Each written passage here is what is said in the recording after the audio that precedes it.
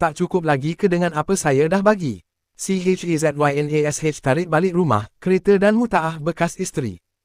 Sebelum kita melangkah jauh, yang belum lagi subscriber, apa kata anda subscriber dan tekan butang loceng untuk notifikasi video selanjutnya?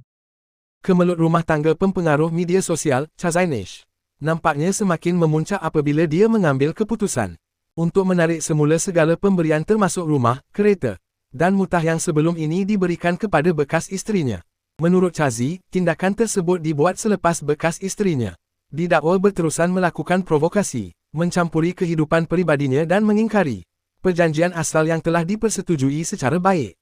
Saya akan bawa ke mahkamah, saya akan pertahankan hak sebagai bapa. Dalam kenyataannya, Chazi menegaskan bahawa beliau telah berusaha sebaik mungkin untuk menunaikan tanggungjawab, termasuk memberi nafkah anak, menyediakan rumah selesa, menanggung semua kos utiliti, malah menghadiahkan kereta besar kepada bekas isteri tanpa meminta balasan. Namun akibat gangguan yang tidak berpenghujung, beliau merasa dikhianati dan terpaksa menarik balik semuanya, kerana perjanjian damai itu telah dilanggar.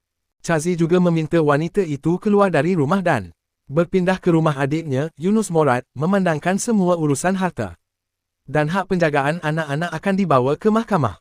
Kenyataan terakhir Chazi itu jelas menggambarkan betapa penat dan kecewanya dia dalam menghadapi konflik ini. Secara berpanjangan, beliau memohon maaf kepada masyarakat atas segala kekecohan yang berlaku dan berharap segalanya dapat diselesaikan melalui saluran yang betul.